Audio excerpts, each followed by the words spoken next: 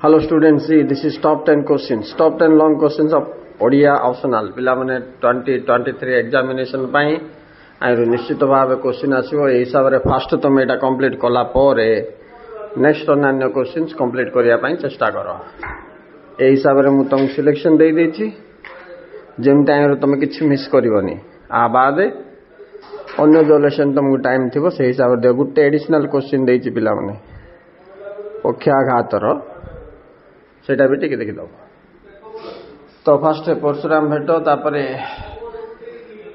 उठे निशा पाइला उठ निशा पाइला तापरे धीरे राधा करदरी सरह सुंदरी निर्वासितर विलाप कमला प्रति संजय और धृतराष्ट्र संवाद आध्यात्मिक भित्ति बारंबार रिपीट होता होची सत्यमेव जयते तो माँ आसले important thank you very much जेना सर ऑप्शनल ओडिया रो आ गोटे लॉन्ग क्वेश्चन रो ए टाइप रो वीडियो करी छाड़ंतु बोल लिखछि सम्मानता स्वाधीनता भातृत्व हेले मु ए वीडियो रे तुम गोटे इम्पोर्टेंट कथा कहबा पई चाहूछि पिला माने देखो मोर प्लेलिस्ट रे ओडिया ऑप्शनल रो केते गुडे वीडियो मु करि सारछि देखो सब पाठ तमर अछि सम्मानता स्वाधीनता भातृत्व तापरे निर्वासितर विलाप परशुराम भेट आउरी देखो सम्मानता स्वाधीनता भातृत्वार दुईटा अच्छी छोट ही सुंदर राइट तापरे आध्यात्मिक भित्तिर दुईटा वीडियो मु करके छाड़ी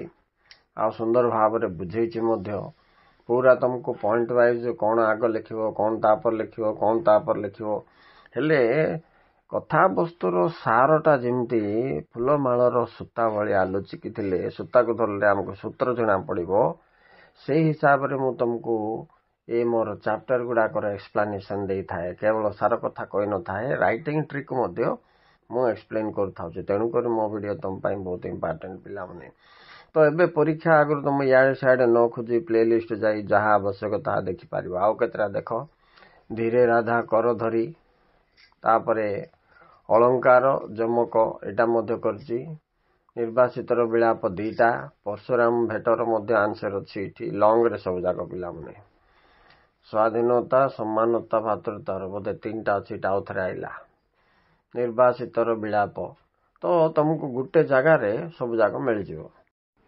VST ओडिया ऑप्शनल तापरे तुमको सिलेक्टिव MCQ मध्य Odia optional selective Odia optional long questions ये सब विषय अच्छी तथापि से लोरी जेनार रिक्वेस्ट रे मु एबे तुमको एटा पॉइंट्स लेखिकरी कापरे कौन पॉइंट्स कवर करिवो जदि ये लॉन्ग क्वेश्चन आसे आ लेखिबा शैली ट्रिक सहित एठी एक्सप्लेनेशन कर दोछि मन देख सुनो एटा से हिसाब रे तमे लेखियो पिला माने जो भी गल्प हो कि प्रबंध हो कि तुमर कविता हो तमे प्रथम पिला माने उपक्रम लेखिबो उपक्रम रे लेखक किंबा कवि परिचय 1-2 लाइन लेखिबो तापरे तांको रचित अन्यान्य प्रबंध आ रचना जोटा अच्छी सेटा दर्शेबो गुड लाइन तापरे केउ ग्रंथ बा केउ ये रो से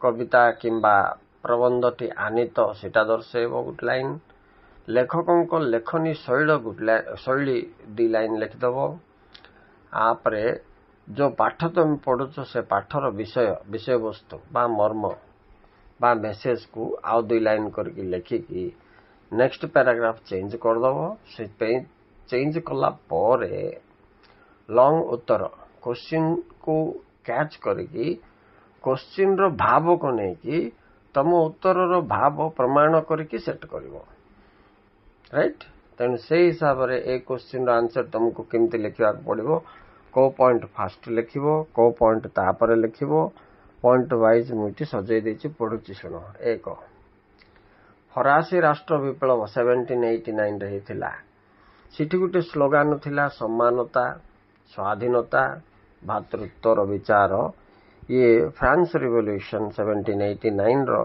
कथा जोठी ए तीनोटी पद विश्व सारा व्यापी जाइथिला जा फल रे फरासी राष्ट्र विप्लव रो प्रभाव सारा पृथ्वी व्याप्ति थिला राइट एटा को तुमर दार्शनिक रूसो मोंटेस्को वोल्टायर एमाने ए तीनोटी शब्द प्रति ଏଇଟା ଫ୍ରାନ୍ସ ରିଭଲ୍ୟୁସନ ବା ବିପ୍ଳବର ସ୍ଲୋଗାନ ବୋଲି ଆଖ୍ୟା ଦେଇଛନ୍ତି। ଆ ଦ୍ୱାରା ଲୋକମାନେ ସମାନତାର ଅର୍ଥ ଗୁରୁତ୍ୱ, ସ୍ୱାଧୀନତାର ଅର୍ଥ ଗୁରୁତ୍ୱ, ଭାତୃତାର ଅର୍ଥ ଗୁରୁତ୍ୱ ଜାଣିପାରିଥିଲେ, ଯାହା ପରବର୍ତ୍ତୀ ସମୟରେ ସାରା ବିଶ୍ୱରେ ଜାଣିଲେ। ତେଣୁ ଅନେକ ରାଷ୍ଟ୍ର ଆକୁ କେନ୍ଦ୍ର କରି ସ୍ୱାଧୀନତା ସଂଗ୍ରାମ ଜାରି ରଖିଥିଲେ। ଏ ଘଟଣାକୁ କେନ୍ଦ୍ର କରି ବର୍ତ୍ତମାନ ଯଦି ସମାନତା, ସ୍ୱାଧୀନତା, ଭାତୃତ୍ୱ ସମାଜରେ ପ୍ରତିଷ୍ଠା କରାଯାଇପାରିବ ତ କିଭଳି ଏ ସମଗ୍ର ବିଶ୍ୱ ଏକ ଛୋଟ ଗୃହରେ ପରିଣତ ହେବ ଓ ଆଇନର ମେମ୍ବର ମାନେ ସବୁ ଏକ ପରିବାରର ବର୍ଗ ରୂପେ ଭାତୃତ୍ୱ ବିକଶିତ କରିବେ, ଶାନ୍ତି ଓ ଆନନ୍ଦମୟ ସମାଜ ସୃଷ୍ଟି ହେବ। ଏ ଥିଲା ତମ ଲେଖକଙ୍କର ସ୍ୱପ୍ନ। ତାକୁ ସେ ତମ ସାମ୍ନାରେ ପ୍ରସ୍ତୁତ କରିବା ପାଇଁ ଏ ଚାପ୍ଟରଟି ଲେଖିଛନ୍ତି। ଆଚ୍ଛା, ହେଲେ ସେ ଫରାସୀ ରାଷ୍ଟ୍ର ବିପ୍ଳବର ଫଳାଫଳ ହିସାବରେ ରାଜତନ୍ତ୍ର ସେତେବେଳେ କେମିତି ଥିଲା, ରାଜାମାନେ ଯେଉଁ ଶାସନ କରୁଥିଲେ କୋଉ ପ୍ରକାର ଏକଛତ୍ରବାଦ ସ୍ୱେଚ୍ଛାଚାରୀ ଶାସନ ଥିଲା। ଫ୍ରାନ୍ସର ତ ତମେ ଜାଣିଥିବ ପିଲାମାନେ, ଲୁଇସ୍ ଚତୁର୍ଦ୍ଦଶ, ଲୁଇସ୍ ପଞ୍ଚଦଶ, ଷୋଡ଼ଶ ଲୁଇ ଏମାନଙ୍କର ଶାସନ ତମେ ଫାର୍ଷ୍ଟ ଇୟରରେ ପଢ଼ିଥିଲ, ଯାହାଫଳରେ ଲୋକମାନେ କେତେ ଅସୁବିଧା ଭୋଗ କଲେ। ତାପରେ ବିପ୍ଳବ ହେଇକିରି କ'ଣ ହେଲା, ଲୋକତନ୍ତ୍ର ବା ଗଣତନ୍ତ୍ର ପ୍ରତିଷ୍ଠା ହେଲା। ହେଲେ ଆଜିର ଗଣତନ୍ତ୍ରର ଚିତ୍ର କାହା ପାଖେ ନାହିଁ, ସମସ୍ତେ ତ ଜାଣିଛ। ତେଣୁ ସେଟାକୁ ସେ ସମାଲୋଚନା କଲେ। ରାଜତନ୍ତ୍ର ଅସୁବିଧା ଥିବାରୁ ଦୂର କରିକି ଆମେ ଗଣତନ୍ତ୍ର କଲେ, ଗଣତନ୍ତ୍ରରେ ସମସ୍ତ ସୁବିଧା ପାଇପାରିବା ବୋଲିକି ଦେଖିଲା ବେଳକୁ ଗଣତନ୍ତ୍ରରେ ସମାନତା ନା ଅଛି, ନା ସ୍ୱାଧୀନତା ଅଛି, ନା ଭାତୃତା।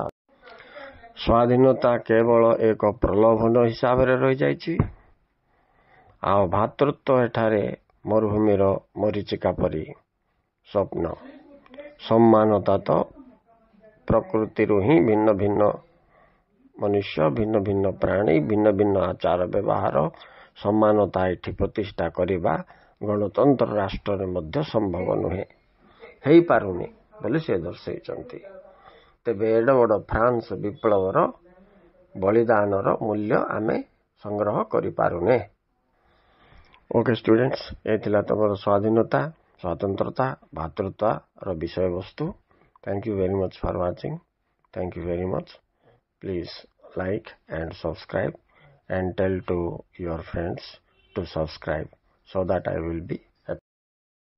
Hello, ଓଡ଼ିଆ ଅପସନାଲ ଷ୍ଟୁଡେଣ୍ଟସ୍, ଦେଖ ଆଜିର ଡିଭିଜନ ଖେଳ, ରାଇଟ୍। ଆଇନରେ 5ଟା କ୍ୱେଶ୍ଚିନ୍ ଦେଇଛି, ତମକୁ କେତେଟା ବୁଝୁଛି? 5ରୁ 5 ବୁଝିଲେ ପିଲାମାନେ ତମେ 85ରୁ 90% ରଖିପାରିବ, 4 ବୁଝିଲେ 75ରୁ 85, ଆଉ 3ଟା ବୁଝିଲେ 60+, 2ଟା ବୁଝିଲେ ପାସ୍। ତ କ୍ୱେଶ୍ଚିନ୍ରେ ଅଛି ସରହ ସୁନ୍ଦରୀ କି ବିଦ୍ୟା ଜାଣିଥିଲା? 2 ନମ୍ବର ଉଠି ନିଶା ପାଇଲା ରେ ବନମାଳୀର ଭକ୍ତି କିପରି ଥିଲା? 3 ନମ୍ବର ଚମ୍ପାବତୀ ରାଜକନ୍ୟାର ସ୍ୱପ୍ନ କ'ଣ ଥିଲା? 4 ନମ୍ବର ଅଙ୍କଶାସ୍ତ୍ର ବିଜ୍ଞାନ ଶାସ୍ତ୍ର ବଳରେ ଚାଲିଯାଉଥିବା ଲୋକ ପାଦ ତଳେ ଲାଗେ ନାହିଁ, କିପରି ପ୍ରମାଣିତ କରିବ? 5 ନମ୍ବର ସୋଫା ଉପରେ ବସିପଡ଼ି ଲୁନା ସମ୍ପର୍କରେ ମ୍ୟାମ୍ ଚୌଧୁରୀ କ'ଣ କହିଥିଲେ? 5ଟା ଯାକ ଇମ୍ପୋର୍ଟାଣ୍ଟ କ୍ୱେଶ୍ଚିନ୍ କା ପିଲାମାନେ, so take it seriously and try to students of Odia optional recall it. Odia optional ଛାତ୍ରମାନେ ମନ ଦେଇ ଶୁଣ। ଓଡ଼ିଆ optional ଲେଖିବାର ଟ୍ରିକ୍, କବିତା ହେଉ କି ପ୍ରବନ୍ଧ, ଗଳ୍ପ ହେଉ କି ଏକାଙ୍କିକା, ସେଠି କବି କିମ୍ବା ଲେଖକ କିମ୍ବା ପ୍ରବନ୍ଧକଙ୍କର ପରିଚୟ ଇଣ୍ଟ୍ରୋଡକ୍ସନ୍ ସେକ୍ସନରେ ଲେଖିବ। ତାଙ୍କର ଲେଖନ ଶୈଳୀ କେମିତି ଥିଲା, ଆକର୍ଷଣୀୟ, ବ୍ୟଙ୍ଗାତ୍ମକ କି ଅନ୍ୟାନ୍ୟ ଶୈଳୀ ଦର୍ଶାଇବ।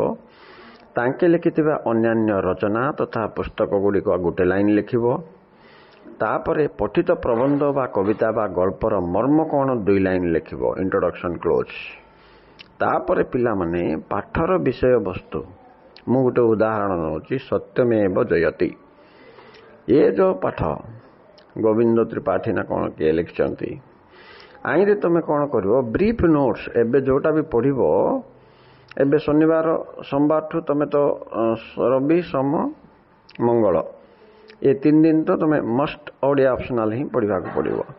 तो सेतेबेले तुम कौन कर पोएट्री पढ़ कि प्रोज गल्प पढ़ कि कौन तुम्हें ब्रीफ नोट्स एमती सजई देथिबो जिमिति मु लिखिछि उत्तर लेखन बोल लिखिछि देख पिला माने ए पाठटी को मुझे सजाई देछि माने एमती कला फल रे कौन हम बाहर भीतर सूत्र अप्लाई हम कौन ए बाहर भीतर सूत्र बाहर मत पॉइंट दुसी भितर तार सब विषय वस्तु मन पड़ जाऊ एमती थिबा दरकार तेणु तुम्हें कौन कर ब्रीफ नोट्स बोलिए पिला माने एटा को प्रति तुम सिलेक्टिव प्रोज की पोएट्री रो एपटे पढ़ सेपटे ब्रीफ नोट्स तैयारी करके रखिथिले एग्जाम दिन राति रे ये बाहर पॉइंट देखु देखु भीतर कथा वस्तु मन पड़ जिवो ये ही रीडिंग ट्रिक तो चलो देखिबा सत्यमेव जयति और कौन विषय वस्तु एक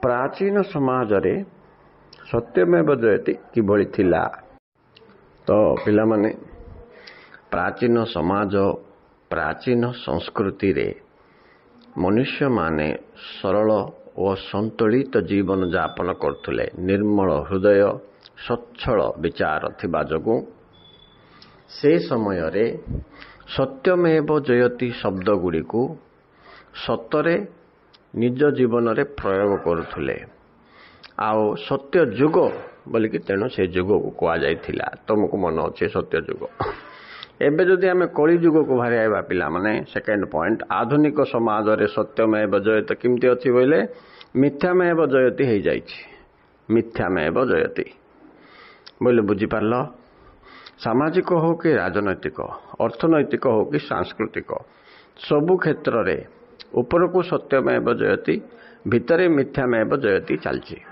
हाँ कि नहीं ये दुईटा पॉइंट को तुम्हें एभली व्याख्या करिवो प्रथमे लिखि दियो प्राचीन समाजर लोक माने सत्य प्रति से मानकर चिंताधारा सत्यर व्यवहार पालन ये सब जिनस ठीक थिला लोक माने सरल थिले साधुरूपी जीवन यापन करुथुले गुरु शिष्य संपर्क को बापा पुओ संपर्क को माँ झील संपर्क को समाज रे गुटे शांति गुटे श्रृंखला गुटे सत्यता उपरे आधारित थिला किंतु अधुना मटेरियलिस्टिक जीवन आरंभ हैला परे बुझिलो आधुनिक जुगर मनीष पर्टिकुलारली राजनैतिक क्षेत्र से आइब पिला थर्ड पॉइंट फोर्थ पॉइंट आइब समाज रे केमती अछि एबे तमे देखो समस्ते कौन कर सत को घुड़े की मिछ कहते मिछ को सत बोली प्रमाणित करिवारे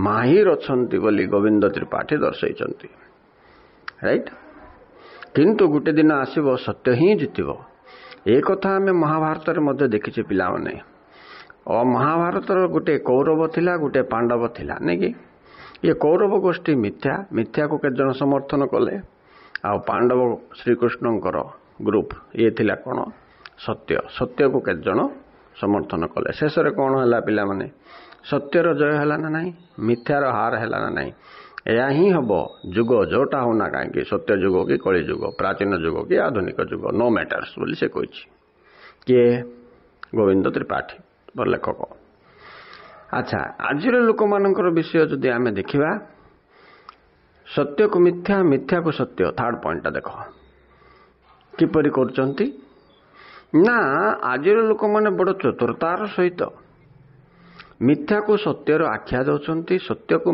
मिथ्यार आख्या दउचंती किंतु सत्य कौन तांको भी जणा अछि पिला माने एबे गोटे उदाहरण मु दउची अच्छा गोटे व्यक्ति तार शरीर गंध से कौन जानिनी सेंट पकई दबो हाँ सेंट पकईले सेंट थिबा एतिकी से गंध घुड़े जाइथिबो बोले सत्य को आम एमती मिथ्यार सेंट रे घुड़े दउचे किंतु तार गंध ताकू जणा थिबो किंबा से सेंट उड़ी गला परे से गंधटा पुणी पदा को आसी जिवो ठीक सेमिति मिथ्या को आमे जेते घुड़े करी गले मध्य गोटे ना गोटे दिन सत्यर प्रकाश पाइबो सतर्क रुह बोली गोविंद एटी दर्शाई नेक्स्ट जदि आम जा 4 नंबर पॉइंट राजनीति रे यार किपरि प्रयोग होउछि बोले राजनीति रे यार तो प्रयोग भरपूर होउछि पिला माने एटा बिना राजनीति असंभव हो जाए आज जो दल को जो नेता को ସେ ନୋବେଲ ପ୍ରାଇଜ ପାଇଥିଲେ ମଧ୍ୟ ଲୋକଲୋଚନକୁ ଭଲ ଦେଖାଯାଉଥିଲେ ମଧ୍ୟ ତାର ଆଧାର ଶବ୍ଦ ହେଉଛି ମିଥ୍ୟା। ମିଥ୍ୟା କହି ନିର୍ବାଚନରେ ଛିଡ଼ା ହେବ, ମିଥ୍ୟା କହି ଜିତିବ। ଗଣତନ୍ତ୍ରରେ ମିଥ୍ୟା ଏକ ସଂକଳ୍ପ ଶବ୍ଦରେ ପରିଣତ ହେଇଛି। ପଲିଟିକାଲ ସାଇନ୍ସ ଷ୍ଟୁଡେଣ୍ଟ ପିଲାମାନେ ତମମାନଙ୍କୁ ମୁଁ କ'ଣ କହିବି, ତମେ ତ ଜାଣୁଥିବ। ଆଜିକାଲିର ନେତାମାନେ ଯେଉଁ ଇଲେକ୍ସନ ସମୟରେ ସ୍ପିଚ୍ ବି ଦିଅନ୍ତି, ପିଲାମାନେ ଏମିତି ବି କହିଦିଅନ୍ତି, ଆମ ଲୋକମାନେ ମାନିଯାଆନ୍ତି। ତାଙ୍କମାନେ ଏମିତି ବି କହିଦେବେ, ପୁରୀରେ ସମୁଦ୍ର କାହିଁକି ହୋ, ଚାଲ ସମୁଦ୍ର ଆମେ କଟକ ନହେଲେ ଭୁବନେଶ୍ୱର କିଣି ଆଣିବା ବୋଲି ମଧ୍ୟ ଆମ ଲୋକମାନେ ହଁ ଆଣିଦେବେ ରେ ସାର୍ ଆଙ୍କୁ କା ଭୋଟ ଦେବା ବୋଲି ଦେଇଦେବେ। ଏଭଳି ମିଥ୍ୟାକୁ ମଧ୍ୟ ଲୋକମାନେ ସତ୍ୟ ମନେ କରନ୍ତି। ଏଭଳି ରାଜନୀତିରେ ମିଥ୍ୟାର ପ୍ରୟୋଗ ହୋଇଥାଏ। ଓକେ, ଆପରେ ପିଲାମାନେ ଏଇଠି ଗୋଟେ ଉଦାହରଣ ଦେଇକି ସେ ଗୋବିନ୍ଦ ତ୍ରିପାଠୀ ବତେଇଛନ୍ତି, ସେଟାକୁ ତମେ ଟିକେ ଲକ୍ଷ୍ୟ କରିକି ଅଙ୍କ ସହିତ ଦେଖିବ। ସେ ଗୋଟେ ଭଲ ଉଦାହରଣ ଦେଇକି ବତେଇଛନ୍ତି ପିଲାମାନେ। ଏ ରାଜନୀତିରେ କୋଉ ଜିଲ୍ଲା ଖୋ ଜିଲ୍ଲା, ତୁମ ଦଳ ବିରୋଧୀ ଦଳ, ବିରୋଧୀ ଦଳର ସଦସ୍ୟ ଭୋଟ ସଂଖ୍ୟା, ତୁମ ଦଳର ସଦସ୍ୟ ଭୋଟ ସଂଖ୍ୟା। ଏଥିରେ ଏତେ ଇଣ୍ଟରେଷ୍ଟିଂ କ'ଣ, ଗଣତନ୍ତ୍ର ରାଷ୍ଟ୍ର ସଂଖ୍ୟାର ଖେଳ କିଭଳି ସେ ଦର୍ଶାଇଛନ୍ତି। ନା ଏଠି କମ୍ ମେମ୍ବର ଥିବା ଲୋକ ମଧ୍ୟ ଅଧିକ ଭୋଟ ପାଇଗଲେ ଜିତିଯିବେ, ଅଧିକ ମେମ୍ବର ଥାଇକି ମଧ୍ୟ କମ୍ ଭୋଟ ପାଇଲେ ମଧ୍ୟ ଜିତିଯିବେ। ତ ଇଏ ଜିତ ହାରର ଖେଳ ଏଠାରେ ସତ୍ୟ ମିଥ୍ୟାକୁ କେମିତି ଲୁଚାଲୁଚି କରିକି ଚାଲିଥାଏ, ସେ ବିଷୟରେ ସେ ଖ ଜିଲ୍ଲା ମାଧ୍ୟମରେ ନାଇକି ତୁମ ଦଳ ବିରୋଧୀ ଦଳର ଭୋଟଦାନ ପ୍ରଥା ମାଧ୍ୟମରେ, ଭୋଟ ସଂଖ୍ୟା ମାଧ୍ୟମରେ ଉଲ୍ଲେଖ କରିଛନ୍ତି। ଏଥିପ୍ରତି ତମେ ଟିକେ ଭଲ ଧ୍ୟାନ ଦେଲେ ତମକୁ ଲେଖକଙ୍କର ମେସେଜ କ'ଣ ଜଣାପଡ଼ିଯିବ। ଆଚ୍ଛା ପିଲାମାନେ, ଲେଖକଙ୍କର ମେସେଜ ତ ମୁଁ ତମକୁ ଅଲରେଡ଼ି କହିଦେଲି। କେଉଁଠି ସେ ମହାଭାରତର ଉଦାହରଣ ଦେଲାବେଳେ କହିଲି ନା, ମିଛ ଦଳ ଦୁର୍ଯ୍ୟୋଧନ ଦଳ, ସତ୍ୟ ଦଳ ଶ୍ରୀକୃଷ୍ଣ ଅର୍ଜୁନ ଦଳ, ଶେଷରେ ବିଜୟ କାର ହୋଇଥିଲା, ଶ୍ରୀକୃଷ୍ଣ ବା ସତ୍ୟର ଜୟ ହୋଇଥିଲା। ଇଏ ହିଁ ମେସେଜ। ଏବେ ବି ସେମିତିକା ତମେ ମିଛା କହି କହି ଯାଉଥିଲେ ମଧ୍ୟ ଗୋଟେ ଦିନ ସତ୍ୟ ଧରା ପଡ଼ିଯିବ, ତେଣୁ ସତ୍ୟ ଲୁଚି ରହେ ନାହିଁ, ମନେ ରଖିଥିବ ବୋଲି ସେ ମେସେଜ ଦେଇଛନ୍ତି। ନେକ୍ସଟ ଯିବା ପିଲାମାନେ, ମୋଷ୍ଟ ଇମ୍ପୋର୍ଟାଣ୍ଟ ଜିନିଷ ଲାଷ୍ଟ ପଏଣ୍ଟଟା, ଏହାକୁ ବ୍ୟଙ୍ଗାତ୍ମକ କୁହାଗଲା କାହିଁକି। ତାଙ୍କର ଏ ଯେଉଁ ସତ୍ୟମେବ ଜୟତେକୁ ସିଧା ସେ କହିନାହାନ୍ତି, ତେଣୁକରି ଇଏ ବ୍ୟଙ୍ଗାତ୍ମକ ହେଲା। ବ୍ୟଙ୍ଗାତ୍ମକ ବୋଇଲେ କ'ଣ ପିଲାମାନେ, ଏଇଟା ବୁଝିବା ଦରକାର। ମାନେ ଧରିନିଅ ଜଣେ ତମକୁ କହୁଥିବ, ଆବା ତୁ କେତେ ସୁନ୍ଦର ହେଇଛୁ ବୋଲି ସେ କମେଣ୍ଟ ପାସ୍ କରୁଛି ସେ ତମକୁ। ବାସ୍ତବରେ ତମେ ଅସୁନ୍ଦର ଥିଲାବେଳେ କିଏ ତମକୁ ହେଲେ ସୁନ୍ଦର ହେଇଛୁ ବୋଲି କହିବେ।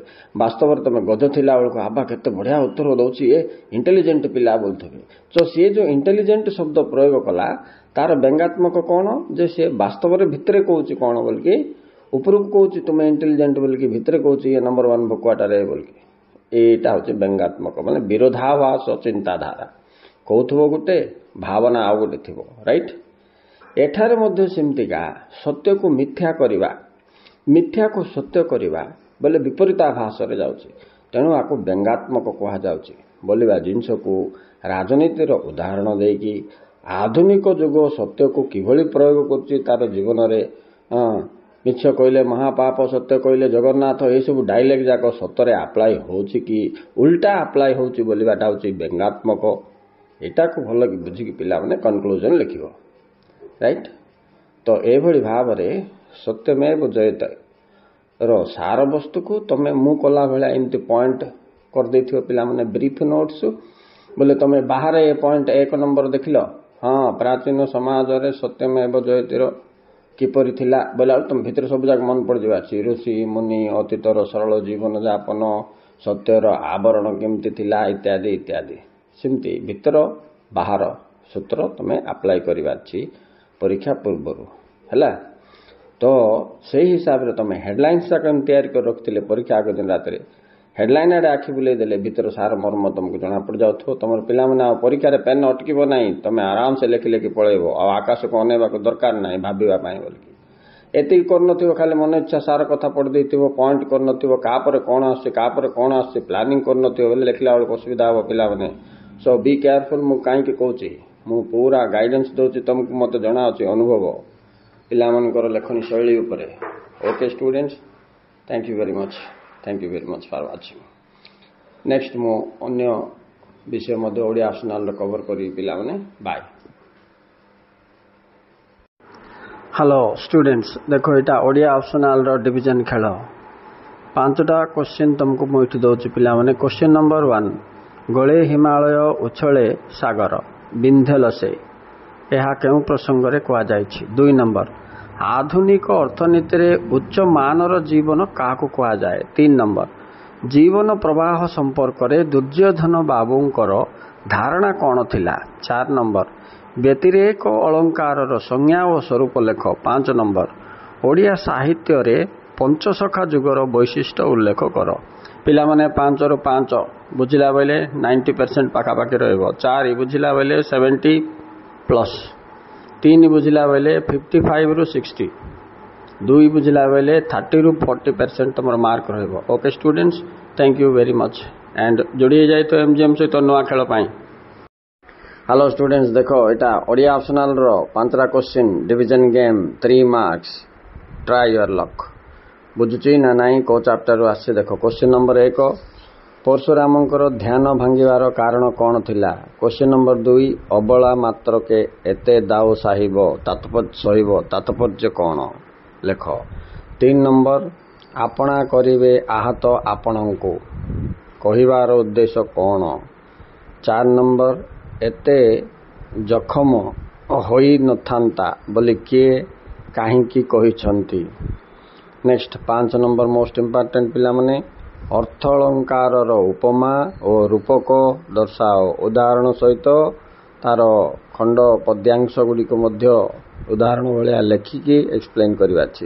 ଓକେ ଷ୍ଟୁଡେଣ୍ଟସ୍, 5ରୁ 5 ଆଇଲେ 90%। ହ୍ୟାଲୋ ଷ୍ଟୁଡେଣ୍ଟସ୍, ଦେଖ ଏଇଟା ଓଡ଼ିଆ ଅପସନାଲର 25 ଟପ୍ କ୍ୱେଶ୍ଚିନ୍ସ 3 ମାର୍କସର ଦେଇଛି। ଆଚ୍ଛା, 25ଟା କାଢ଼ି ବୋଲୁଥିଲି ପିଲାମାନେ, 21ଟା ବାହାରିଲା। ସେଇଟା ବି ୟୁନିଟ୍ 3 ଆଉ 4 ଆଉ ୟୁନିଟ୍ 5ର। ଓକେ, ନେକ୍ସଟ ଆକୁ ପାର୍ଟ 2 କରିକି ମୋତେ ଆଉ 25ଟା କ୍ୱେଶ୍ଚିନ୍ କାଢ଼ିବାକୁ ପଡ଼ିବ କବିତା ସେକ୍ସନର। ମୁଁ ଦେବି, ତୁମେ ଏବେ ଏ କ୍ୱେଶ୍ଚିନ୍ ଗୁଡ଼ାକ ଗୋଟେ ଗୋଟେ ଦେଖ।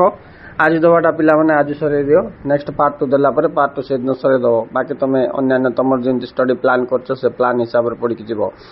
କ୍ୱେଶ୍ଚିନ୍ ନମ୍ବର 1 ଦେଖ। ଦୀପ ଦେହରେ ସଳିତାର ପ୍ରସଙ୍ଗରେ ତାତ୍ପର୍ଯ୍ୟ କ'ଣ?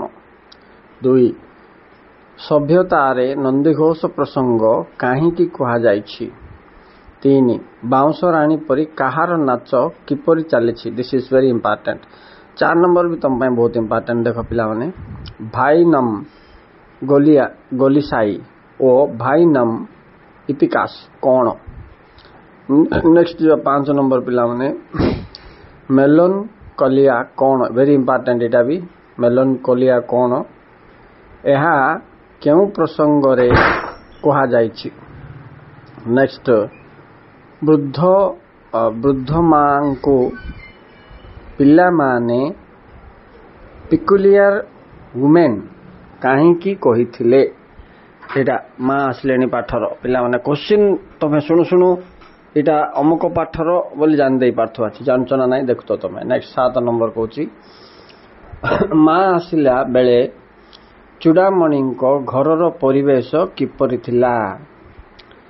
8 ନମ୍ବର, ମଝିଆ ପୁଅ ପିତା ଦୁର୍ଯ୍ୟୋଧନଙ୍କୁ କ'ଣ କହିଲେ? 9 ନମ୍ବର, ଦୁର୍ଯ୍ୟୋଧନ କେଉଁ ଘଟଣାରୁ ଅମରତ୍ୱର ଅନୁଭବ କରିଛନ୍ତି? 10 ନମ୍ବର ପିଲାମାନେ, କଳିକ ଦେବତାର ଅବତାର ପ୍ରସଙ୍ଗ କାହିଁକି ଅବତାରଣ କରାଯାଇଛି? 11 ନମ୍ବର ଦେଖ, ସନ୍ନ୍ୟାସ ପୁତ୍ର କେଉଁ ମନ୍ତ୍ରରେ ପିତାଶ୍ରୀ ଦୁର୍ଯ୍ୟୋଧନଙ୍କୁ ଅଭିମନ୍ତ୍ରିତ କରିଛନ୍ତି? ତାପରେ ଯିବା ପିଲାମାନେ 12 ନମ୍ବର, ଜଗତ ଏକ ଯନ୍ତ୍ର ଭାବି କ'ଣ କରିବା ପାଇଁ ବ୍ୟାକନ ଇଙ୍ଗିତ କରୁଥିଲେ? Important 12 number. 13 ନମ୍ବର, ଦୟା ଶୂନ୍ୟ ବଡ଼ ବୀର ସମ୍ପର୍କରେ ଯାହା ଜାଣ ଲେଖ। 14 ନମ୍ବର, ଏଗେନ୍ ଇମ୍ପୋର୍ଟାଣ୍ଟ, ବୀର ଭୋଗ୍ୟ ବସୁନ୍ଧରୀ ନୀତି କ'ଣ? 15 ନମ୍ବର, ରାଜନୀତିରେ ମୌନ ସମ୍ମତ ଲକ୍ଷଣ ନୀତି କିପରି ଗୃହୀତ ହୁଏ? 15 ବି ଇମ୍ପୋର୍ଟାଣ୍ଟ ପିଲାମାନେ। ନେକ୍ସଟ 16, ଲେଖକ ବାଘଛାଲଟି ସଜାଡ଼ି ନିଅ ବୋଲି କାହିଁକି କହିଛନ୍ତି? ତାପରେ ଯିବା 17 ନମ୍ବର, ବାସ୍ତବ ଉଦ୍ଦେଶ୍ୟ ଯେତେ ପାପ କରେ ଆଉ କେହି କରିପାରେ ନାହିଁ, ଏହାର ତାତ୍ପର୍ଯ୍ୟ କ'ଣ? ନେକ୍ସଟ 18 ନମ୍ବର ପିଲାମାନେ, ବାକ୍ ଶକ୍ତି ହିଁ ବ୍ରହ୍ମ ଶକ୍ତି କାହିଁକି କୁହାଯାଇଛି? ନେକ୍ସଟ ଯିବା ତାପରେ ଦେଖ, ଷଡ଼ରିପୁ ମାନେ 6ଟା କଷ୍ଟ ଶରୀର ଦମନ କରିବା ଦ୍ୱାରା କି ଲାଭ ହୁଏ? ନେଇକି ପିଲାମାନେ ଆଧ୍ୟାତ୍ମିକ ଭିତ୍ତିର ଏଇଟା। ତାପରେ 20 ନମ୍ବର, ଆଧ୍ୟାତ୍ମର ଅର୍ଥ ପରମାତ୍ମା ଶ୍ରେୟ କାହିଁକି କୁହାଯାଇଛି? ରାଇଟ୍। ଆଣ୍ଡ 21 ନମ୍ବର ଦେଖ, ଏ ଗୋଟେ ଏକ୍ସଟ୍ରା କ୍ୱେଶ୍ଚିନ୍ ଦେଇଛି, ବହୁତ ଇମ୍ପୋର୍ଟାଣ୍ଟ କ୍ୱେଶ୍ଚିନ୍ ପିଲାମାନେ। ବେଦାନ୍ତ ଦର୍ଶନ ଓ ସାଂଖ୍ୟ ଦର୍ଶନ ଦୃଷ୍ଟିର ଆଧ୍ୟାତ୍ମିକତାର ଅର୍ଥ କ'ଣ? ଏଇଟା ବି ଗୋଟେ ମୋଷ୍ଟ ଇମ୍ପୋର୍ଟାଣ୍ଟ କ୍ୱେଶ୍ଚିନ୍ ପିଲାମାନେ। ଓକେ ଷ୍ଟୁଡେଣ୍ଟସ୍, ଏତିକି ଏବେ ପଢିଥ, ପାର୍ଟ 2 ପରେ କହିବି। Thank you very much. ଦେଖ, ଏଇଟା ଓଡ଼ିଆ ଅପସନାଲର ପ୍ରବନ୍ଧ ସେକ୍ସନର important question, selective questions prepare ହେଇଛି। ତୁମେ ଏଇ ହିସାବରେ ଦେଖ, ପ୍ରତି ସେକ୍ସନର 5ଟା 6ଟା ବାହାରୁଛି, ବେଶୀ ନାହିଁ। ସୋ ଆଧ୍ୟାତ୍ମିକ ଭିତ୍ତିର ଖ ମାନେ 1 ମାର୍କିଆ ଯାକ ମୁଁ ପେଜ ନମ୍ବର ସହିତ ଦେଇଦେଇଛି ପିଲାମାନେ। ବହିରୁ ତୁମେ ପେଜ ହିସାବରେ କାଢ଼ିକି ଆହୁରି କ୍ଲିୟର କଟ୍ରେ କ୍ୱେଶ୍ଚିନ୍ସ ଚିହ୍ନ ଦେଇକି ଘୁଷିବ। ଆଚ୍ଛା, 1 ମାର୍କିଆ ଯାକ ଦେଖ, ଖ ବିଭାଗ 1, 2, 3, 4, 6, 10 ଇମ୍ପୋର୍ଟାଣ୍ଟ। ଗ ବିଭାଗରେ 1, 2, 3, 4, 7, 8 ଇମ୍ପୋର୍ଟାଣ୍ଟ 2 ମାର୍କିଆ। ତାପରେ ଯିବା 3 ମାର୍କିଆ ଘ ବିଭାଗ ଆଧ୍ୟାତ୍ମିକ ଭିତ୍ତିର ଇମ୍ପୋର୍ଟାଣ୍ଟ ହେଉଛି 1, 2, 3, 4, 6, 7, 5। ନେକ୍ସଟ ଚାଲ ସତ୍ୟମେବ ଜୟତ। ଏଇଟା ପେଜ ହେଉଛି ତୁମର 190 ଆଣ୍ଡ 191। ରାଇଟ୍। 1 ମାର୍କିଆ ପ୍ରଥମେ ଦେଖିଦେବା, 1 number, 2 number, 3 number, 7 number, 10 number important. ତାପରେ ଗୋ ମାନେ 2 ମାର୍କିଆ ଦେଖିବା, 1, 3, 5, 7, 8। ତାପରେ ଯିବା ଘ ମାନେ 3 ମାର୍କିଆ ଯାକ 1, 3, 5, 6, 8 ନମ୍ବର ମୋଷ୍ଟ ଇମ୍ପୋର୍ଟାଣ୍ଟ। ତାପରେ ଯିବା ପିଲାମାନେ ଦେଖ, ତୁମକୁ ଆଧ୍ୟାତ୍ମିକ ଭିତ୍ତି, ସମାନତା, ସ୍ୱାଧୀନତା, ଭାତୃତା, ଇଏ 2ଟା ପାଠ ବହୁତ କ୍ୱେଶ୍ଚିନ୍ସ ଆସିବ, ବହୁତ ଇମ୍ପୋର୍ଟାଣ୍ଟ। ଆଚ୍ଛା, ଇଏ ସମାନତା, ସ୍ୱାଧୀନତା, ଭାତୃତା ହେଉଛି ପେଜ 206, 7, 8ର ଖ ବିଭାଗ ବୋଲେ 1 ମାର୍କିଆ ଯାକ ଇମ୍ପୋର୍ଟାଣ୍ଟ କ'ଣ? 2 number, 4 number, 6 number, 7 number, 8 number, 10 number 2 ମାର୍କିଆ। ତାପରେ ଗ ବିଭାଗ 2 ନମ୍ବର, 3 ନମ୍ବର, 5 ନମ୍ବର, 6 ନମ୍ବର, 7, 8। ତାପରେ ଯିବା ଘ ବିଭାଗ 3 ମାର୍କିଆ 1, 3, 4 ନମ୍ବର, ତାପରେ 5, 7, 8 ନମ୍ବର ମୋଷ୍ଟ ଇମ୍ପୋର୍ଟାଣ୍ଟ। ତାପରେ ଯିବା ନେକ୍ସଟ ଲାଷ୍ଟ ପ୍ରବନ୍ଧ ଛୋଟ ହିଁ ସୁନ୍ଦର। ଆଇରେ 1 ମାର୍କିଆ ଇମ୍ପୋର୍ଟାଣ୍ଟ ଆସୁଛି 2 ନମ୍ବର, 3 ନମ୍ବର, 5 ନମ୍ବର, 7 ନାହିଁ ପିଲାମାନେ, 8 ନମ୍ବର, 9 ନମ୍ବର, 10 ନମ୍ବର। ସେମିତି 2 ମାର୍କିଆରେ 3, 4, 6, 7, 8 ନମ୍ବର।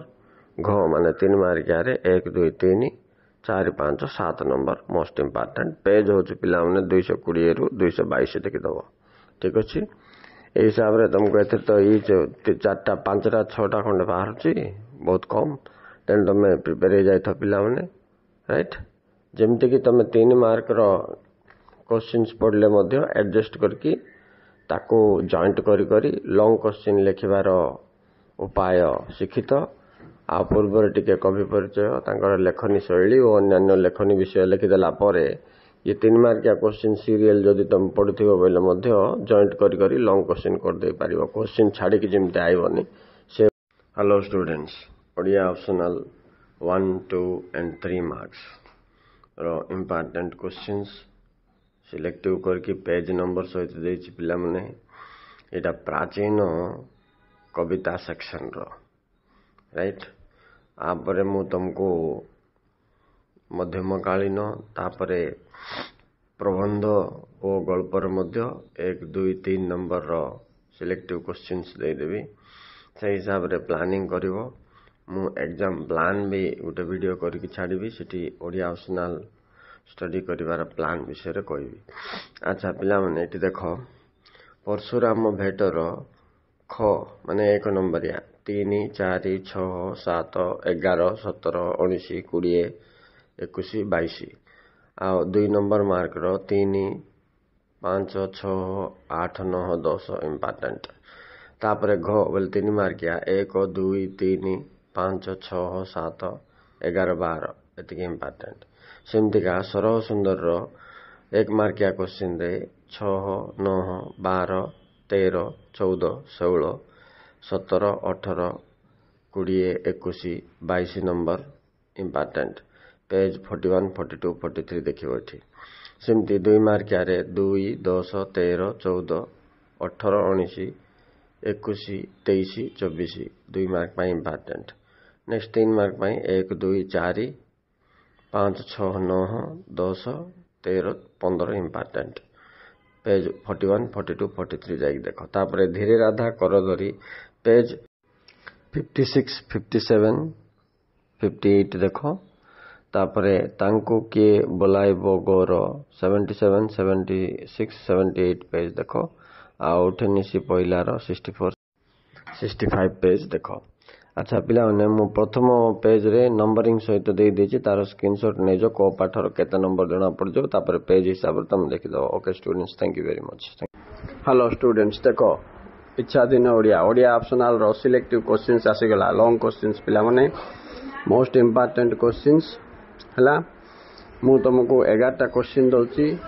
ପ୍ରାଚୀନ ମଧ୍ୟକାଳୀନ କବିତା, ଆଧୁନିକ କବିତା, ପ୍ରବନ୍ଧ ବିଭାଗ, ଗଳ୍ପ ବିଭାଗ ସବୁ କଭର କରିଦେଇଛି ଗୋଟାଏରେ। ତ ପ୍ରାଚୀନ ମଧ୍ୟକାଳୀନ କବିତାରେ ଇମ୍ପୋର୍ଟାଣ୍ଟ ବୋଇଲେ ଦେଖ, 1 ନମ୍ବର ପଠିତ ପରଶୁରାମ ଭେଟ। କବିତାରେ ପରଶୁରାମଙ୍କ ଚରିତ୍ର ସହିତ କବିତାର ଭାବକୁ ଉଲ୍ଲେଖ କର। ତାପରେ ତାର ଅର୍ରେ ପିଲାମାନେ ଦେଇଛି ସରହ ସୁନ୍ଦରୀ କବିତାର ସାରମର୍ମ ସହିତ ଦ୍ୟୁତିକାର ଚରିତ୍ର ଦର୍ଶାଅ। ତାପରେ ଦେଖିବା 2 ନମ୍ବରରେ ଅଛି ଉଠ ନିଶା ପହିଲା। କବିତାରେ ଭାବଧର୍ମ ଓ ଭକ୍ତିର ପରିଚୟ ଦିଅ। ଓକେ, ନେକ୍ସଟ ପିଲାମାନେ ଅର୍ରେ ତାର ପଠିତ କବିତା ଧୀରେ ରାଧା କର ଧରି ରାଧାଙ୍କର ହୃଦୟରେ ଉଠିଥିବା ପ୍ରେମ ଭକ୍ତି ଓ ଆବେଗିକ ଭାବଧାରାକୁ ବର୍ଣ୍ଣନା କର। ତାପରେ ଯିବା B ସେକ୍ସନ, ଆଧୁନିକ କବିତା। ଆଧୁନିକ କବିତାରେ 3ଟା ଇମ୍ପୋର୍ଟାଣ୍ଟ ଦେଇଛି ପିଲାମାନେ, 3ଟା ଦେଖିଦିଅ ହେଇଯିବ।